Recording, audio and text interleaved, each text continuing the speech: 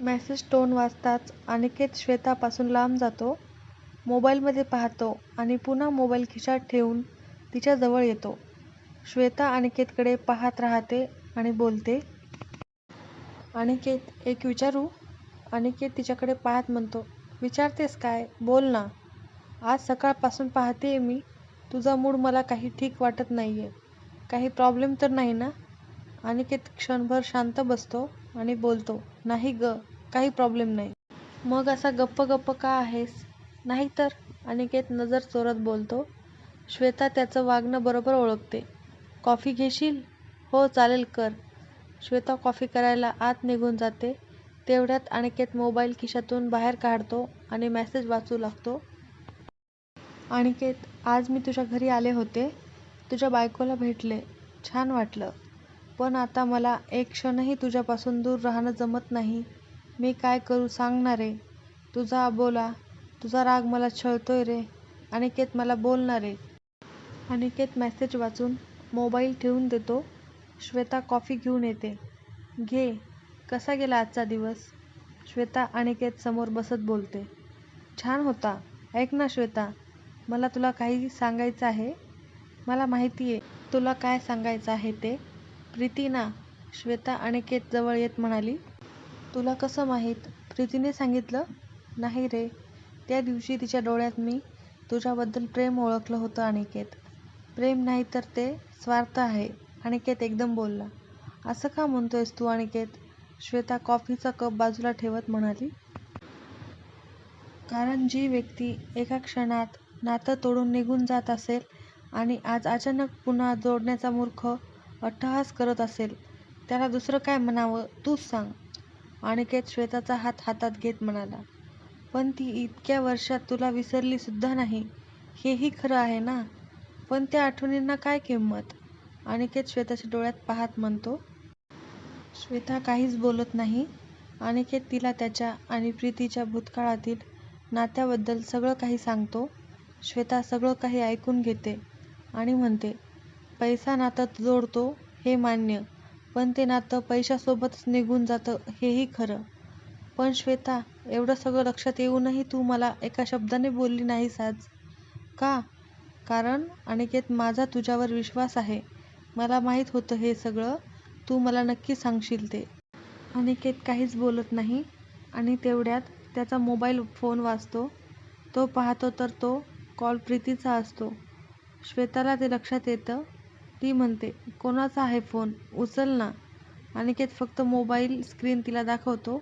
"मी बोलते तिला," असं म्हणत श्वेता अनिकेतचा मोबाईल घेते आणि फोन उचलते. "हॅलो." श्वेताचा आवाज ऐकून प्रीती थोड्या चिडल्या आवाजात म्हणते, "अनिकेत कुठे आहे?" "ते बाहेर गेलेत." "कोण बोलतंय?" "प्रीती बोलते."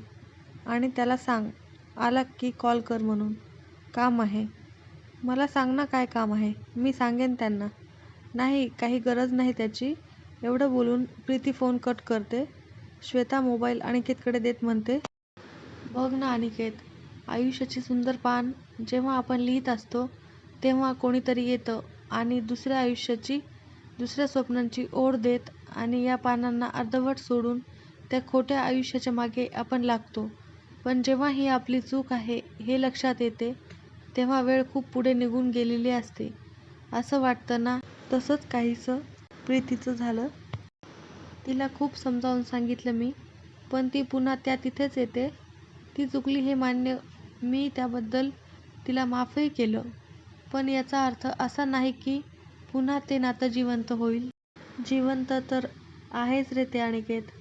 तुझं आजही ते पहिलं प्रेम आहे, हे तू मान्य करतोस ना?" "हो, पण आता त्या गोष्टीला अर्थ राहतोच कुठे?" "नात्याला अर्थ शोधायचा नसतो रे.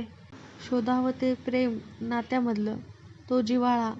आणि तेच आता उरलं नाही. आणि आता माझ्या आयुष्यात फक्त तू आहेस श्वेता, आणि मला यामध्ये कोणतीही तडजोड करायची नाहीये."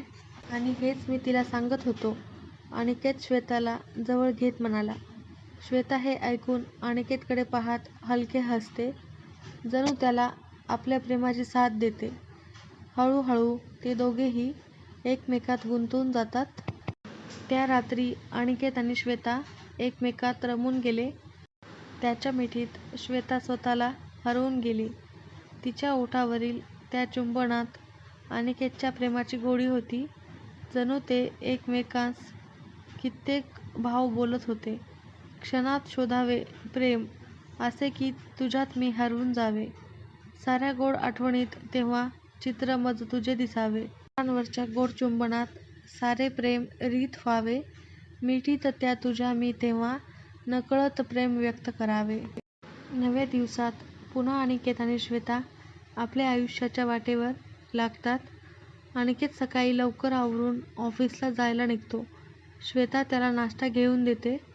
अनिकेत नाश्ता करून ऑफिसला निघतो. पार्किंगमध्ये गाडी जवळ येतो. समोर गाडीजवळ त्याला प्रीती उभारलेली दिसते. तो काहीच न बोलता गाडी उघडण्याचा प्रयत्न करत असतो. तेव्हा प्रीती गाडीचा दरवाजा जोरात बंद करत त्याला म्हणते, मला तुला बोलायचं आहे अनिकेत. एकदा सांगितलेलं कळत नाही का तुला? अनिकेत, सूरज, प्रीती आणि श्वेता यांच्या आयुष्यात अजून काय होणार आहे पुढील स्टोरीमध्ये आपण नक्की बघूयात. तर पुढील भाग आवर्जून बघा.